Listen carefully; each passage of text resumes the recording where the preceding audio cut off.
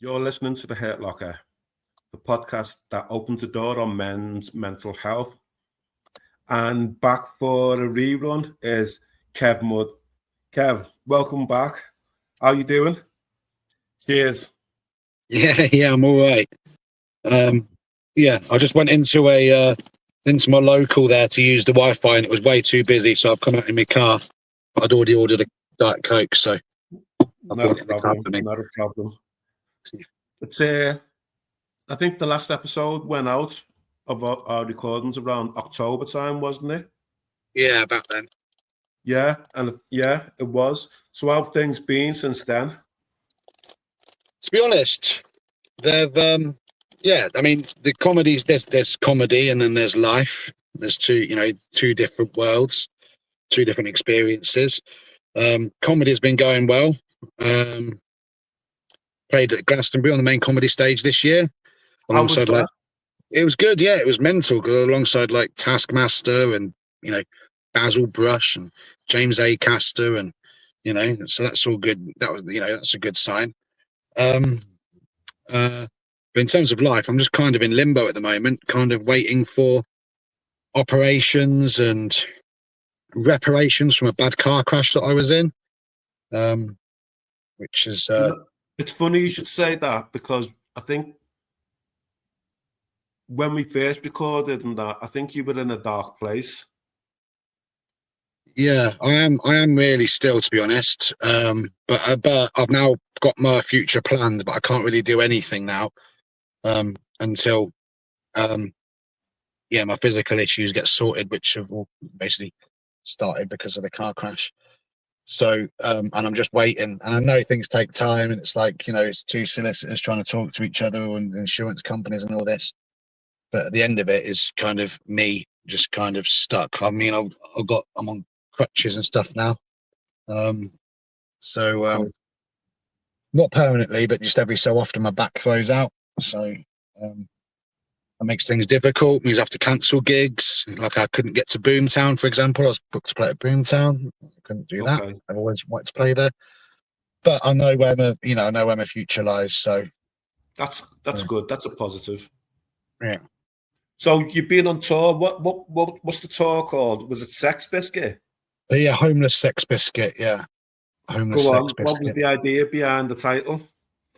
So, gig number 3, I was in the semi-final of Cornish Comedian of the Year. They said to me, "Well done, you made it through to the semi-final." I was like, "No way." I said, "Wait a minute, how many people are in it?" They said there's 8 people in each semi-final, so 16. I said, "How many Cornish comedians are there?" They said about 14. So it wasn't really like it was good, but I was like, what you're really saying rather than congratulations is, do I know 2 more comedians? But yeah, like I got through, and it was an audience vote, and what they do when they do an audience vote a lot of the time, because it's just predominantly white men talking into a microphone, we kind of all blur into one generally, although it wasn't down here, there's females in it as well. But one of the things they do when they're doing the marking is they give the audience room to put some notes so they remember who's who. And they're well aware as well that some of these comments will get passed on to the comedians. They won't pass on the nasty ones. There's always some people that want to stick the boot in. But other people got like really sweet, nice lady with the ukulele, like funny Welshman or whatever. And I just got Homeless Sex Biscuit. That's what someone had written down. So at that point, I was like, right, well, there's the show title. That's where we are. Title, indeed. But and how's it going, though, the tour? It's going well, yeah. So basically, when I first started talking about homelessness on stage, when I used to talk about homelessness full stop, I felt like I was giving this heavy, dark rock to people. Like they would take it on, but you could see the weight of it as they held it. Like it was quite, I knew I'd given them something they had to then deal with.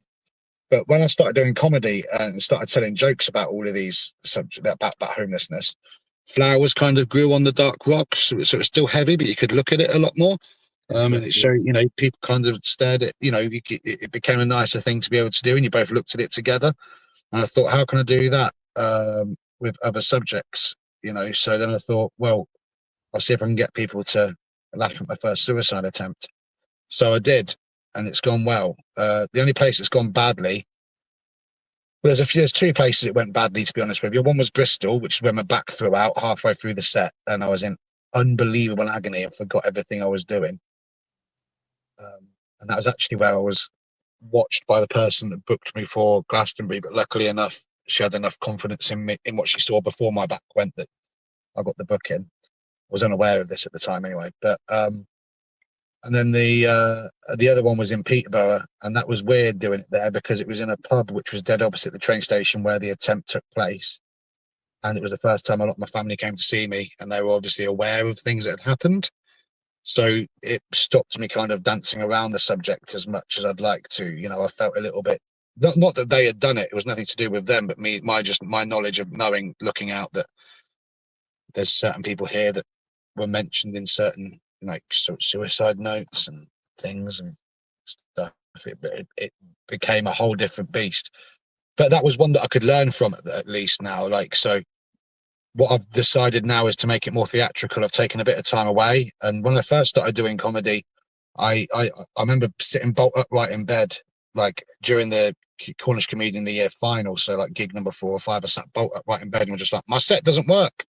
It doesn't work because I hadn't done 10 minutes before. I'd done 5 minutes, I had to do 10 minutes. So it doesn't work.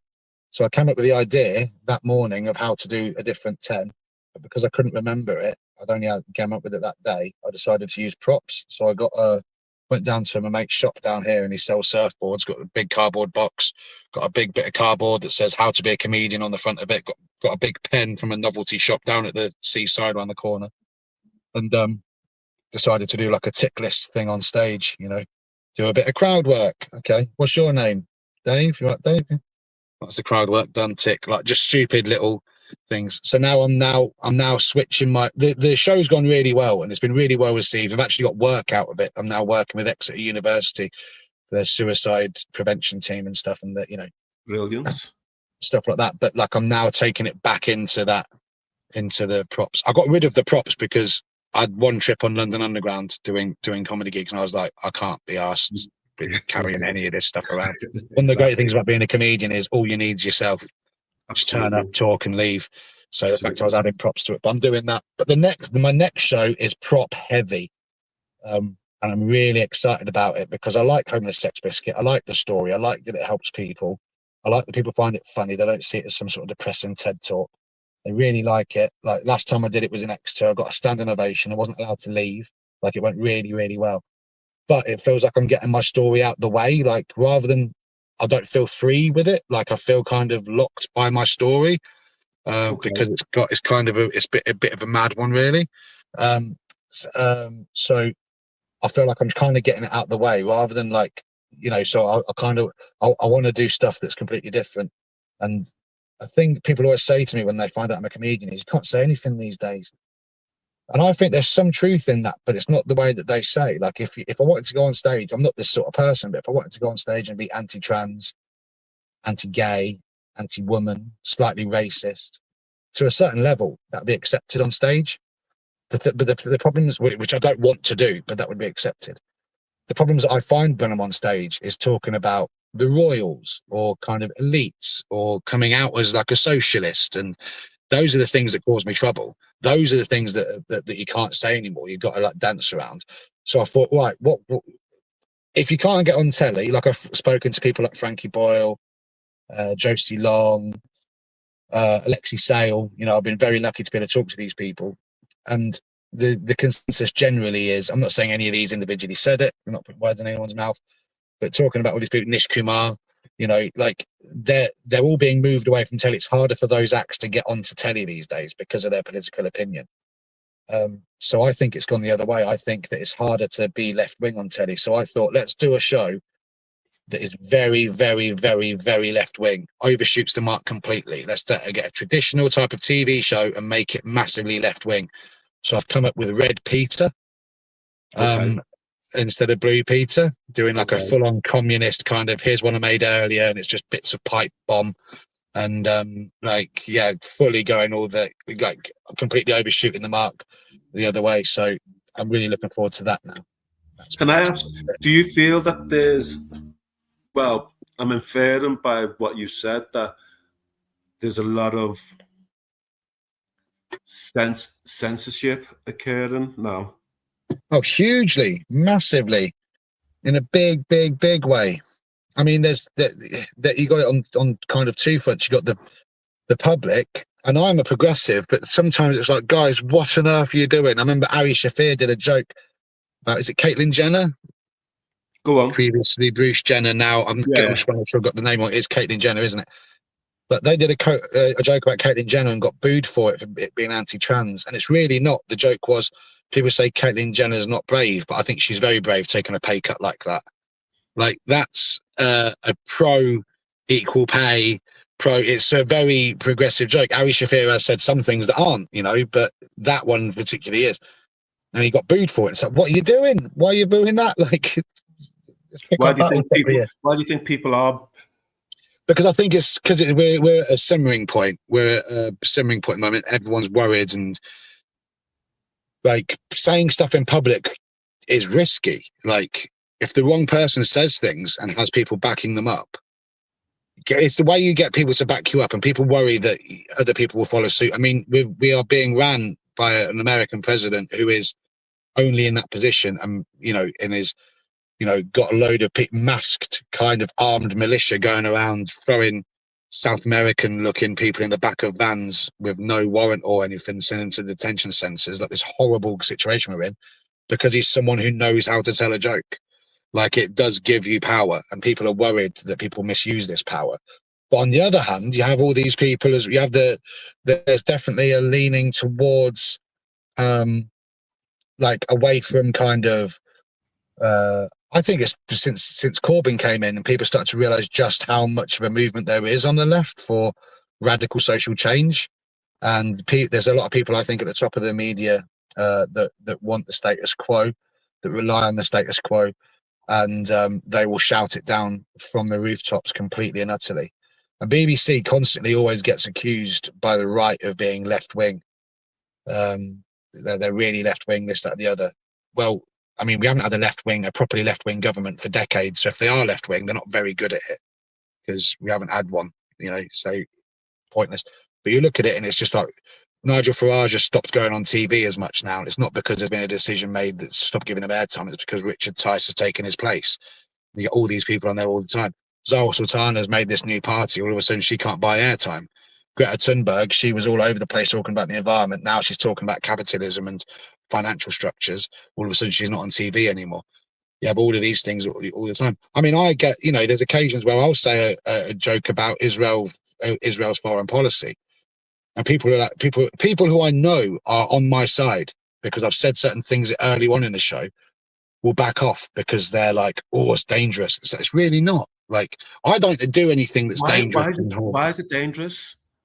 I don't know. People I think they're just told what trigger words are and stuff. All the joke is it's really hard writing a joke on Israel-Palestine. I did see a good joke online the other day about Israel, but I can't say that because I'm not the sort of guy to see something that someone else is and pretend it's mine. Like, that's based in, like, foreign policy and things that Israeli, like, and it's not Jewish. It's not even Zionist. It's based on literal Israeli foreign policy that has been said and voted on. And it's been done for years, like illegal settlements and stuff. We know it's been there for years. Me mentioning that's what I think people should be doing on stage. I'm not doing people down who don't, but I am a bit sick of hearing about Tinder. Like, I don't care. I really don't care. If it's a well-written joke, it's a well-written joke. But in terms of the subject, it doesn't grab me. There's so much going on in the world at the moment. People should talk about it. And I do feel like as soon as you do start talking about things, people fold back. Right? The other one, that's the main one that I get booed for. And it's never like, boo. There's one that I do which has had a proper boo, which was there's 3 types of spaniels. All jokes, obviously, on mine, nothing to do with the podcast. But there's 3 types of spaniels that I can identify. If it's got short hair, it's a Cocker Spaniel. If it's got long hair, it's a Springer Spaniel. And if it kills its wife, it's a King Charles Spaniel. Now, that is based in a lot of conspiracy theories, a lot of stuff that went on. No one in the UK can say they haven't heard rumour of stuff or thought stuff. But at the same time as well, that joke isn't going to bring down the monarchy.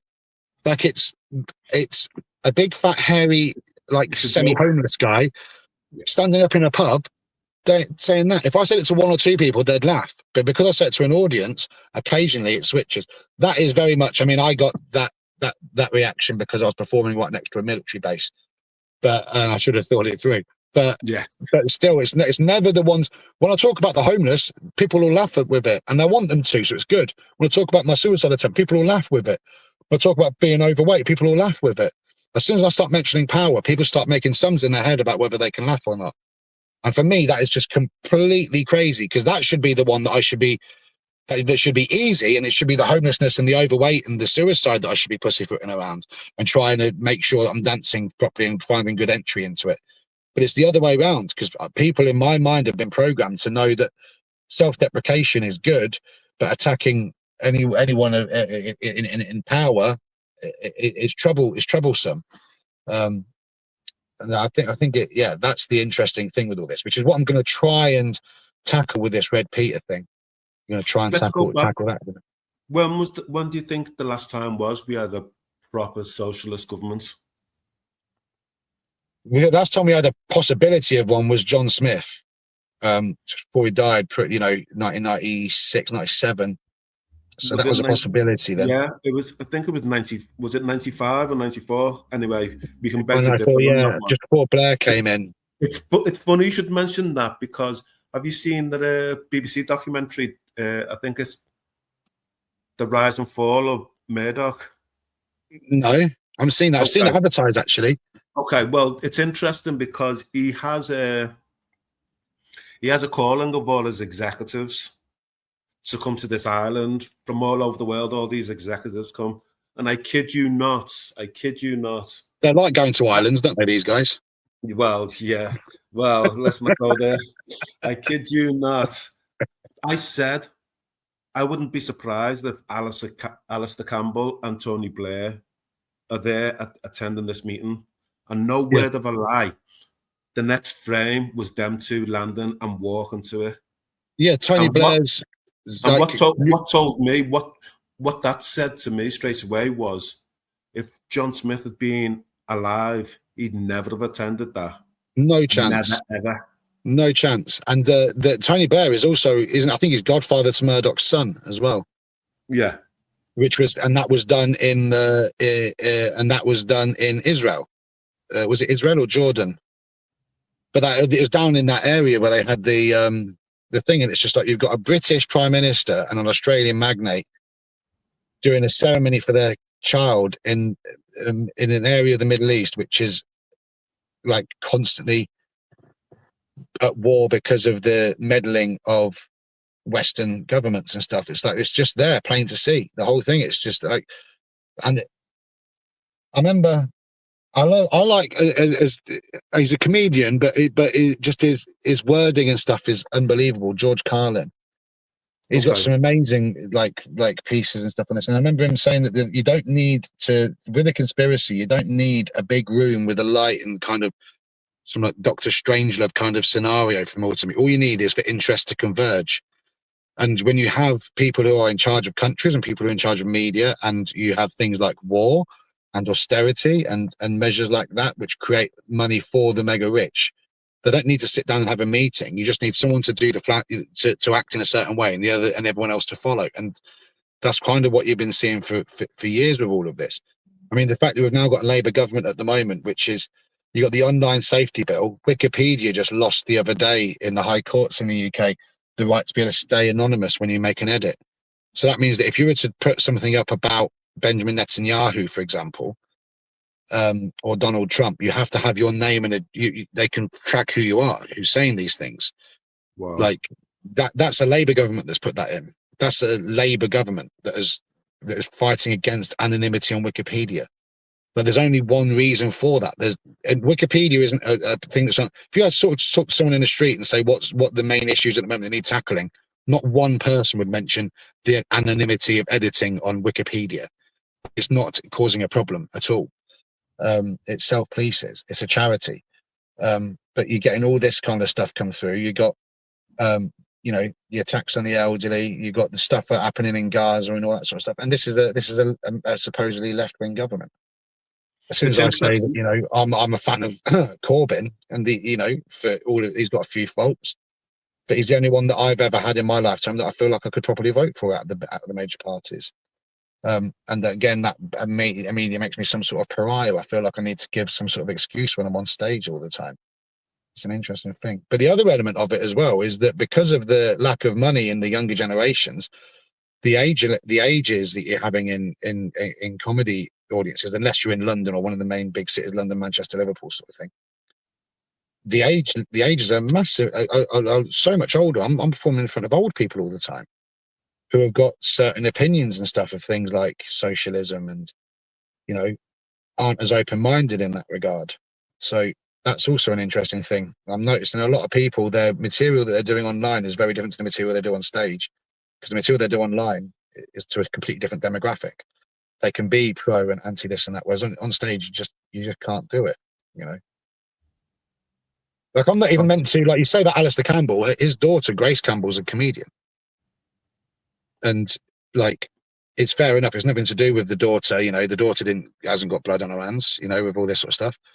And I know it's her dad, but there's a lot of people in the industry as well who talk about these sorts of things, and it's like you have to talk about it behind closed doors.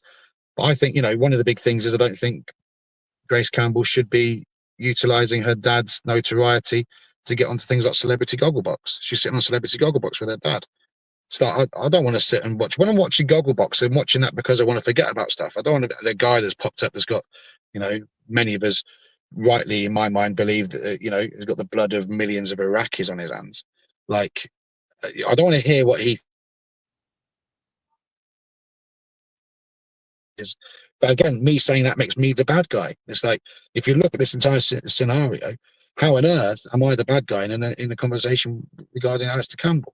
How on earth am I the bad guy in a conversation regarding the monarchy? How on earth am I the bad guy in a conversation regarding Gaza? Like, it doesn't make any sense. But we're into in this kind of thing where what our opinions and things we say in public should be policed in certain ways. Yeah, it's massive over surveillance. Huge. And I've got, you know, for me as well, I'll say this: I am happy for free speech. I'm happy to wear what people think and feel, Yeah. because if it's out there, then it's out there, you know, and Yeah. you can stand by what you say and why you say it, and you can give a rationale for saying what you say. But then when you have all these keyboard warriors, or people might be sitting in a cafe and you can hear people talking about Palestine and say, I've heard some scary shit of friends when they're telling me that they're sitting next to people who were talking about the Palestinians would be bombed out and all that. And I'm thinking, why? Where's the humanity in all of this? Yeah. Where is the humanity? You know, I'm not as political as you, or politically aware as what you are, but I'm a human being at the end of the day. And we can't just sit around and say that what's going on here is okay. Yes, it's outrageous. Like, I was down in I'm not actually going to give the location away, but I was down in a cafe in Cornwall near a cliff, and there was I looked outside. There was a woman crying, a young lady. We've become good friends now, but she was crying because someone had nicked her phone firstly, but also she was part of a now prescribed terror organization. And she'd sprayed a building with red chalk, which would come off in the rain. And she's now facing 8 years in prison, and it's something like £20,000 or £30,000 for like damages and all this sort of stuff, all trumped up. And it's like she's doing that because she doesn't want to keep seeing videos of dead babies on her phone. Do you know what I mean? And this is a situation where I'm sitting around trying to write jokes. You know what I mean? And I've got this stuff's going on all around. And it becomes quite difficult to write these things sometimes. I think, like, you've got to, like, am I meant to go on stage and not talk about it? I just pretend it's not happening, you know? And I know promoters don't want it necessarily. They want an easy ride. They want people just to laugh, you know, and they want, you know, once you start doing comedy, you realize, you know, if you've got certain level of ability, it's quite Pavlovian. You can just deliver certain sentences in a certain way after you've got a bit of momentum picked up and people will continue to laugh. You don't have to touch these subjects. You can just talk about, you know, isn't it weird? You know, trees, they come from a seed. They used to be small, now they're big. Like, you can just do some absolute banal, like, stuff. But what's the point of being on stage with a microphone? You know, I don't Absolutely. understand at that point. Like, I feel like if I don't say it, like, Glastonbury was an interesting one this year. So at Glastonbury, we got a letter that was sent around. We weren't allowed to hold, that we all had to look at, which came out straight after the Bob Dylan thing, which said that we shouldn't be saying anything political. Now, I don't know who that was from or who had sent that or anything like that, but I was shown that letter. And it's like, why are you telling me what I can say in a field? It's not up to you. It's up to the people that are listening to me. If they don't like what I say, you know, You'll like, for vote with the example, if police. I were to say something, for example, racist, which I wouldn't do, because that goes against everything in my body, but I wouldn't even expect the person who's booked me to have a go at me about that. What I should be scared of, in terms of saying something racist, it shouldn't be breaking company protocol. It should be an audience turning on me, and you know, that's the sign of a good society. A sign of a good society is that it polices itself in that way, that you're not going to be someone who goes out to offend and hurt people based on protected characteristics and prejudice, because you would be a pariah in society. That's the way it should be policed. Not having, okay, Bob Dylan said something, and now, you know, a load of people are kicking off on the Mail online. So now all of a sudden you're not allowed to say what you want to say. It's ridiculous. I mean, still did say it. It doesn't matter if I say it, because, no, you know, you haven't got the same eyes on me in any way whatsoever. You know, but it just becomes ridiculous. And then when I do say it, people in the audience applaud at Glastonbury. So it's like, you're trying to get me to not say that. They want me to hear that. I want to say that, but now Yes. I'm not allowed to say it because some people who aren't even here are annoyed about me highlighting an issue that a foreign power is nicking land, which we know is the case. It's like, it's not my opinion. Like, It's fact. it's factually, it's there and it's been there for decades. The whole thing, I feel like I'm going mental, basically. I feel like I'm going insane sometimes with all this. Is there hope? Is there hope? Yeah, I think so. Yeah, there is. But I don't know which way to go with it. I don't know whether it's, because I think one of the big things that we need to kind of realize is that we're stronger in terms of community. Like, community has just disappeared completely. I mean, I live in a village. Let's say this village here has got, you know, let's say it's got 500 people in it. A lot of these people are poor, haven't got much money. But I was saying the other day, I was like, if we just rented out the village hall during the winter to ourselves, didn't even rent it out, just took the village hall on. If you've got 500 people, if you've got 100 of them and they give you a tenner each, that means you've got every month, that means you've got £1,000 to cook for 100 people, which, if you do it right, can take you far further per person than that £10 would. Why aren't we having cooking clubs together? Why aren't we eating together? Why Brilliant. are we locked away in different Brilliant. places? Why aren't we doing any of this stuff? That's the stuff that matters, because all of this, it needs to be, instead of trying to change how the power structure works, it needs to be changing reliance away from the power structures. You need to take reliance away from it. That's what I'm trying to do with my hour show. My hour show, for me, people are saying it's really early on. You know, you've only been going a few years. It's really early. It's because I don't want to have to partake in the weird little power structure you got on the circuits. I got in trouble because I highlighted with the victims, multiple victims say so, a man on the circuit who was known and could, you know, to have been doing stuff that was really bad to female comics and female audience members. The way he'd been treating people, stuff he'd done, all the way up to assault and stuff. And there are certain people who wouldn't book me after that because I was seen as some sort of troublemaker. So I don't want to be involved in a circuit where, if you know, highlight someone that's a danger to people, you're then seen as bad. So I think the whole thing is trying to get away from power structures.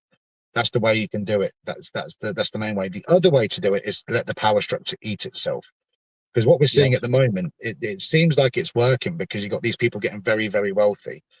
But I feel like we're basically in a race between the elites kind of collapsing in on themselves. I mean, you've currently now got Donald Trump not looking as confident as he did look because everyone's realized he's a paedophile, allegedly. And you've got you know, like things are starting to crumble. Elon Musk, he's starting to, you know, fall out of favor with Trump, and they're having bloody arguments. And you know, they don't realize as well, these elites at the top, they don't realize that they need a healthy populace to be able to actually. There's no point being the richest man in the world if the world is, you know, a shit place to live. Like Yes. you need to have a functioning society. So it's either they're going to completely collapse, or something completely unknown like AI and technological kind of advancements are going to make the world a very, very different place anyway. So seeing which Kev, one of those two things happen. do you think the public is what, apathetic, or is it just wary, I think the or public, have they been desensitized? I think a lot of them Like don't really know what's happening. That they don't realize what's going on. You've got a lot of people who blame immigrants and immigration, foreigners and difference, people that are, you know, different to them. You've got those that have done that, and that's been going on for years and years and years. No blacks, no dogs, no Irish, for example. You know, it's just been going on for absolutely years. No matter where you are in the world, there's always people that have, be you know, pitting each scapegoated? other against, scapegoats. Like that's the way of that happening. But I think as well, there's a lot of people who, one of the reasons that I'm quite as political as I am is because I got a lot more free time, because I haven't got kids, I haven't got a dog even, I haven't got anything, you know, which on one hand is a sad thing, but on the other hand does give me a lot of freedom. But it's a like, I can't remember what his name was, but he was the campaign leader. I think he was one of the campaign leaders for Obama's first election, and then he moved over to, was it the Scottish Independence Movement or something? Got hired by them, and he said you've got 30 seconds to win an election, and it's the 30 seconds between when the news starts and people turn it off. Like, people just don't pay any attention to any of these things. So you have, you know, people like Ed Miliband losing an election because of the way they eat a bacon sandwich. No one has any idea what Ed Miliband's policies were. I mean, he was fairly socialist as they went. Yes.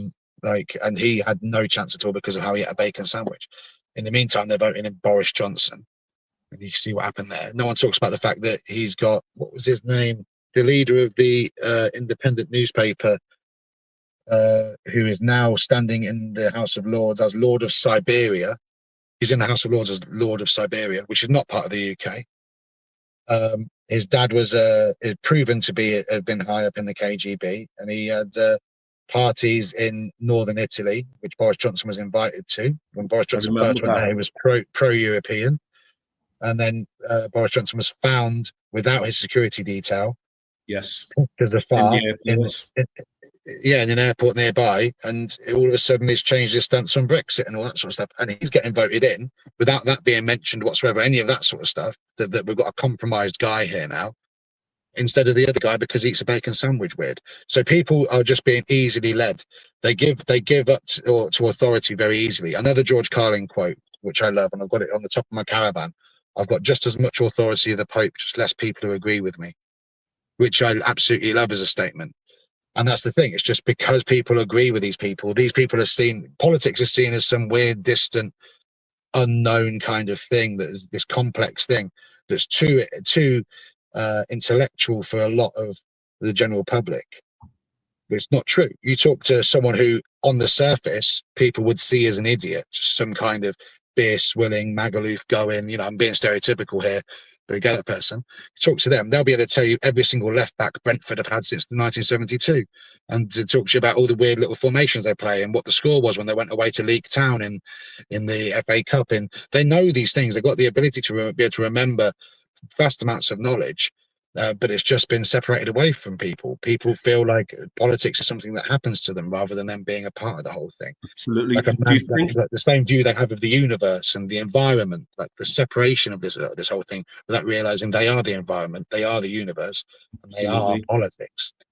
Do you think a lot of the reasons why the right is controlling is because they just use snappy sound bites and Yeah, stir up emotions yeah, more so, whereas on the left, we're critical thinkers, but it turns people off at the same time. Yeah, it is, because the left requires you to do something. That's the thing. Okay. Like, there's an inherent laziness to accepting the right's answer to everything.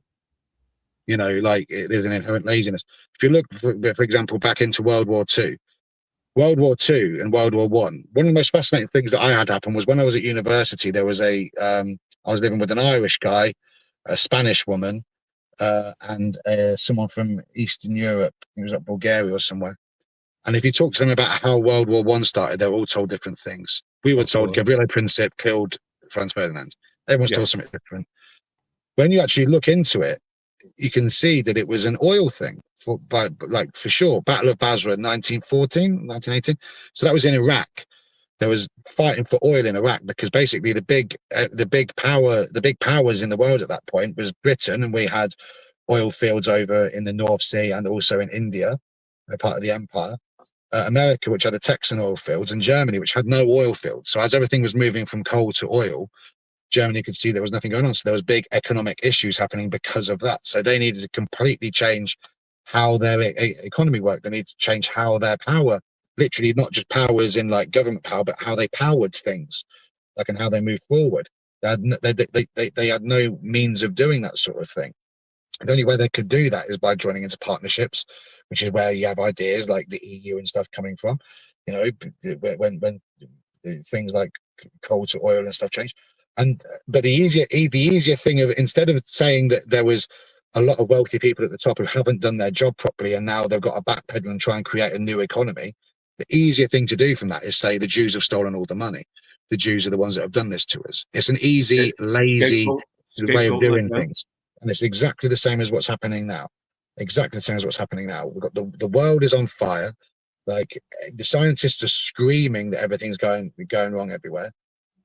We have politicians in charge that are obviously paid for by or have been compromised by foreign.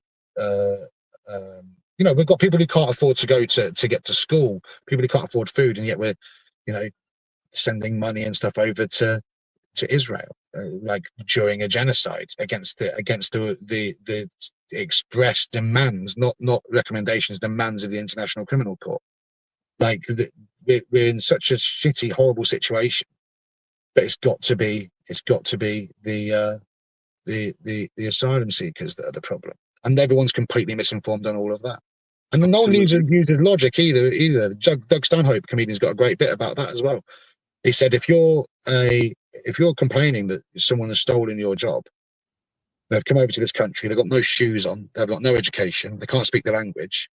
If they've stolen your job, you've got a shit job. That's the first thing you need to figure out here. If a guy can't speak the language, has got no qualifications, no experience, no networking, has gone up to your level straight away, and you're 52 or 53 years old, your real problem is that you've not pushed yourself forward in life, and that might not be your problem. That might not be your fault. You need to look around and be like, what struggles have I had to take part in? What all of this, you know, all these other these issues, these things that do hold people back. I have the same thing. You know, I'm approaching my 40s, and I live in a caravan. I haven't got anything. But I know what the issues are. I know the struggles that I've gone through. I know the struggles I've overcome. I'm going to blame someone else on it because of the colour of their skin or where they're born. I've got far more in common with a Syrian farmer than I have with a British billionaire. Far more in common. Absolutely. Yeah. How were you taken in your village, living in a caravan, etc.? How did I end up there? No. How does the village accept you? Oh, there's quite a few caravan people here.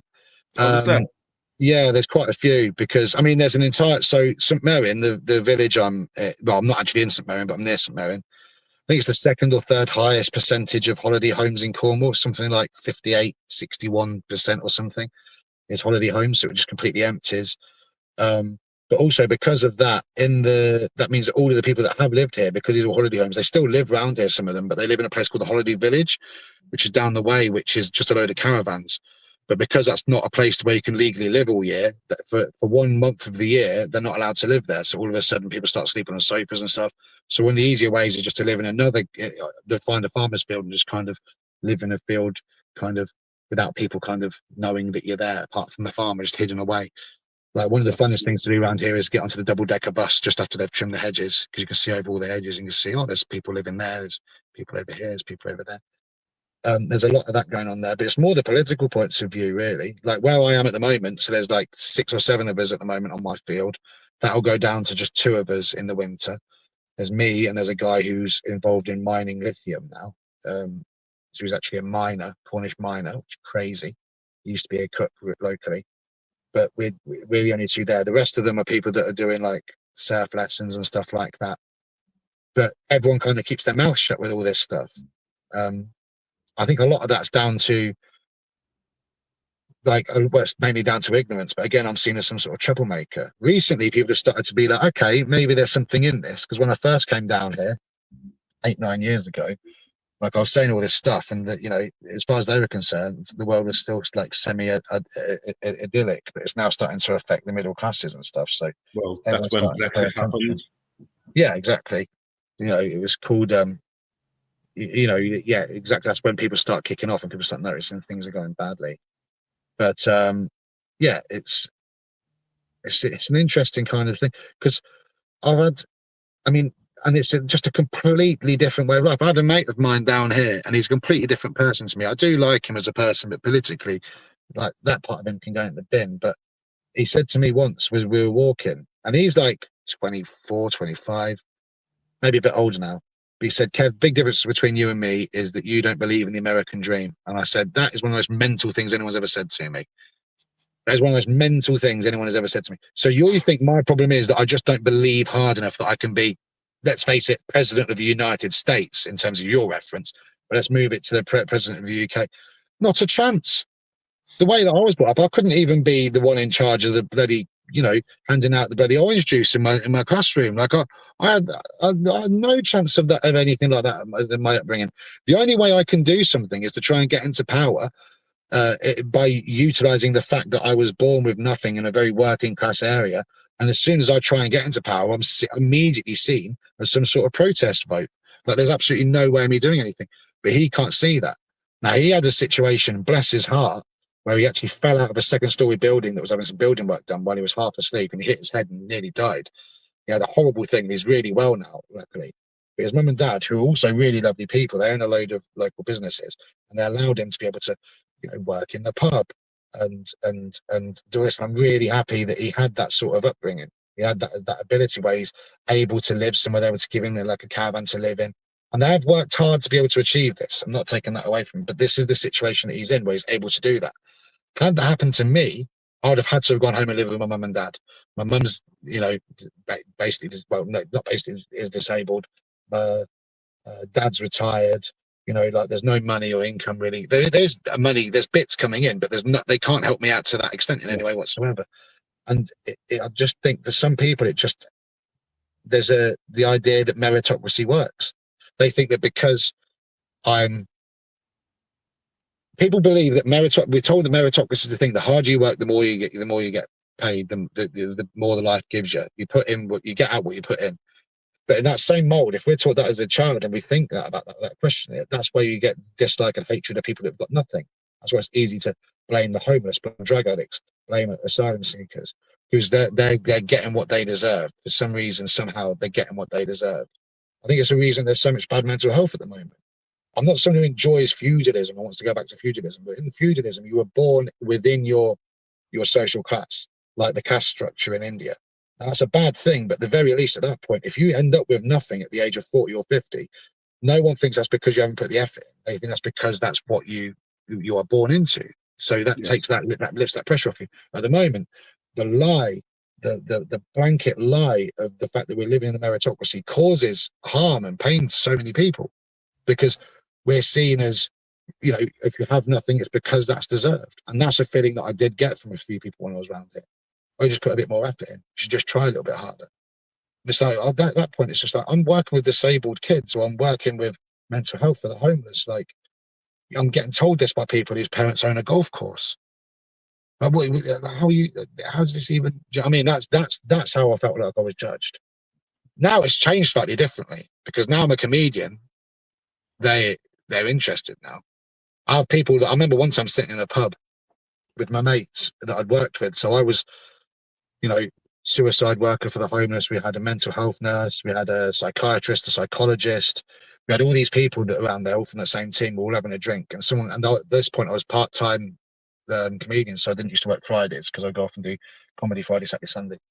And this guy came in, a mate of mine, and he brought a friend in who hadn't met me. He was just like, "Mate, this is my friend. He's a comedian." And I'm sitting around the table thinking, between all of us, we've probably saved 20 people from killing themselves this year. But what this guy's impressed with is the dick jokes. Like, it's an interesting thing how all of a sudden I've now got worth. The My worth has status, gone up. yes. Yeah. Whereas beforehand, like I do far less important stuff now than I used to do when I had that job. But I'm seen as more important, which is very strange. Bollocks, isn't it? Yeah. It's bollocks. It's ridiculous. Tell me, since we last recorded, how's your mental health been? Bad, and then good, and then bad. I've been getting really stressed. I actually went into hospital 2 days before Glastonbury with a suspected heart attack. And that was just down to a lot of the stress that just being in this situation has caused me. Like I can't do anything. I'm waiting for operations and stuff from the NHS. I'm waiting to get help with my mental health and stuff. A lot of the stuff that's came from the car crash. I've been diagnosed with PTSD from it and stuff like that. And a lot of the people everyone who surrounds me, all the people that know me can see just how much I've changed, how much my body's changed, my ability to be able to move, my vigor, everything's kind of changed. And I'm just stuck because I don't have the ability to be able to put the pressure on the other side at the moment. And it's like, I just need them to hurry up, and it kind of helped me out here. So a lot of that's caused a lot of problems. But I'm feeling a lot more. Who do you turn to? Who do you turn to when you're struggling? I message a few mates, but I don't ever really properly say. Like I sit down and I kind of try and figure it out for myself a lot of the time. But that's just because there's no answer to it. I don't know what people are going to say to me. Like the one big one was that for a long time I felt kind of unlovable. I felt like I couldn't kind of be with anyone. So I've stopped that now, and I've not fully got into dating, but I've started to think about that again now. How does that feel? It feels good, but the stupid thing about it is that as soon as it kind of that freedom came, and I immediately started writing about it, like jokes. Like, so I know but that's a good thing, because that means that I know that I'm taking it seriously if I've got jokes about it, like, it's really, I haven't been dating for a long while, but, one thing I have noticed is that after a few years off, I've noticed that dating is actually a lot like riding a bike. It's really hard when you're fat.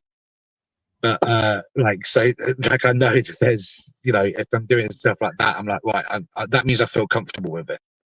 So, that's an interesting kind of element to things. Connections are important, though.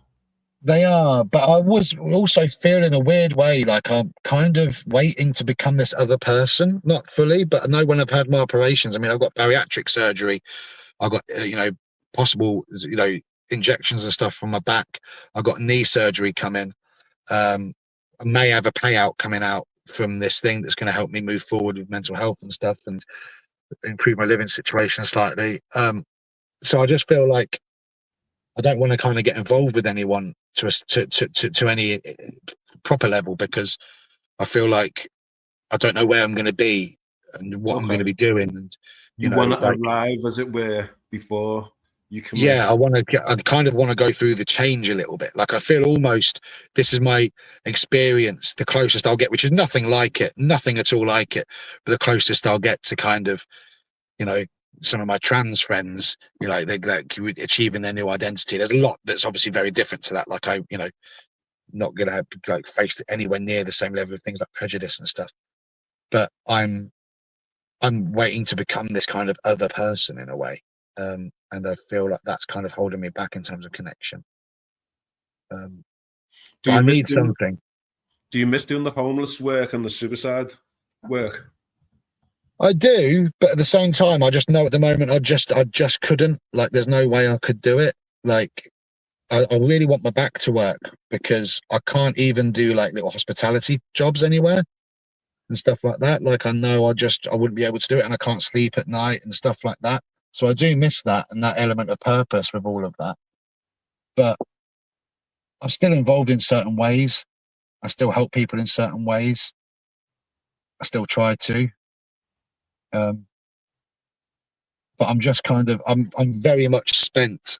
I got really close to this one girl who I've been close to for a long time. And that kind of went out the window a little bit because she started getting really, really, really involved in all the stuff with Gaza and with Sudan and stuff like that, which is great. And that's what people should be doing. But I felt a guilt because I wasn't doing it and I couldn't support her with that because I just haven't got it in me anymore at the moment. Like I'm spent, like I'm just absolutely exhausted and being completely ground down by multinational companies because I happen to have been in the way of a drink driver as she plowed through traffic. Like it's just put my life completely on hold. So I feel like in this crazy, weird kind of limbo at the moment where everything's kind of on pause. But at the same time, other things are like I got spotted in Exeter by this production company, a company that recently did a sitcom with Rosie Jones, got on to Channel 4, and they've asked me to write for them. So I'm writing a sitcom now for commission on Channel 4. I've got a renowned female comedian who's coming up the circuit, been like doing those stuff. She's asked me to be a writing partner with her. She wants me to write a sitcom with her for Channel 4, Radio 4. She's been talking to the head of comedy there about it. So there's a lot of good stuff going on with that. That's not in any way limbo. That's all moving forward. But without comedy, I think I'd just feel like completely like just in freeze frame. Yeah. So yeah. So you have, well, you know what? Compared to last year, you sound and it feels like you're in a much more better place. I feel like I am mentally. Weirdly, physically, I've got worse. Like my body and everything's got worse. I've got constant tinnitus in my ear. But I've been proactive with stuff. Like things are getting better. I'm doing pub quizzes now, Okay. which means I'm I earning love a money quiz. locally. Yeah, I do I'm going all out. I've got the sparkly jacket. I've got curtains on the TV, red velvet curtains that I pull, Wheel of Fortune stuff going on. Like I'll go all out with it. But yeah, but I'm still doing that on crutches. Like just annoying. Last time we were on, I asked you who's the most important person in your life. Yeah. Yeah. What would you Kate say now? Kate Winslet's still up there. But no, I mean, it is me. I've got to look after me. But where did you go then when I posed that question? Last time, I think I said I didn't know. Like, there's various people and stuff. But the problem I feel with like looking after myself is I have to keep reminding myself to do it because I just feel like the world isn't doing it. Like it feels like I'm breaking a pattern looking after myself. Like I'm like today, like trying to hold back from messaging my solicitor again and being like, have we heard anything? I remember I got seen by my pain specialist, who was like the last expert to see, and he said, how's the process been for you? I said, if I'm going to talk completely honestly, and I know I need you on my side and all that sort of stuff, but you're being professional and, seeing it as on a level anyway, regardless of all of this. If you really want my thing, I'm just annoyed that everyone's making money out of me. Everyone's making money out of me. You have made money out of me. Solicitors have made money out of me. Insurance companies have made money out of me. Like absolutely everyone involved in this case has made money, and yet I'm sitting around, haven't got a penny from it yet, and everything's kind of broken. In a village where I'm kind of seen as some sort of novelty, like occasionally by some people. Oh, he's weird. He wants to pay nurses more money. And someone who's kind of, like generally not kind of. Like I feel like part of the reason I get a bit more kind of props now I'm a comedian is because there's a part of people who are where they're happy that I see myself as a clown. They realize, oh, maybe everything he's not serious, but everything he thinks. Like I don't feel like I can be taken fully seriously by a lot of people. So it became quite hard to remind myself that I need to look after myself because I just don't feel it from other angles as much.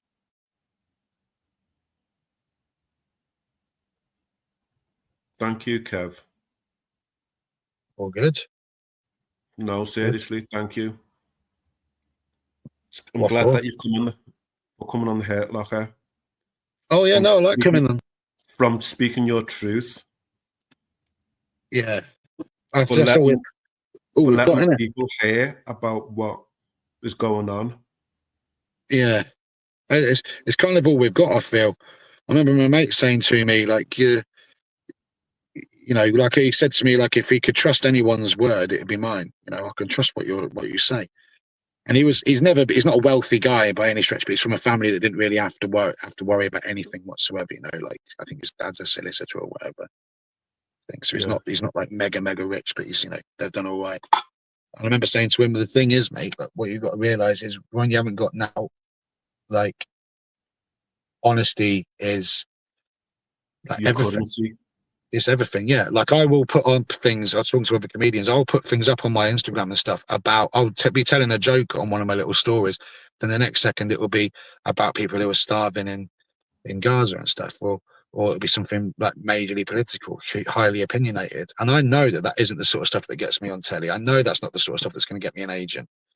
But it's way more valuable to me than any agent could be. Way more valuable to me than any TV could be, because I know that when I go to sleep, when I lay my head down on that pillow, I've afforded that pillow through honest means. I've afforded everything that I've had through honest means. Like I haven't harmed anyone or turned a blind eye or allowed myself to be in any way complicit with any of this awfulness that's going on. And, you know, good luck to people who don't turn a blind eye. Like I hope Grace Campbell has a lovely career. She won't do as much harm as her dad, but she doesn't necessarily, you know, people like that, it really, for me, it's like you've got to turn your back on these things. You can't be being complicit doesn't mean to say pressing the button. There's a lot of people like that wind me up. You know, that should be talking about stuff and they don't do it. Like people have got a voice and aren't saying anything anywhere. Absolutely. Yeah. So I think you've got to be able to say this stuff. You've got to. It's your job. It's what you're meant to do. Kev Mudd, thank you for being on the Hurt Locker. Cheers. Cheers. Thank you. Thank you for watching. Remember, you are not alone. If you or someone you care about is struggling with their mental health, please see the contact information in this episode's description for further support.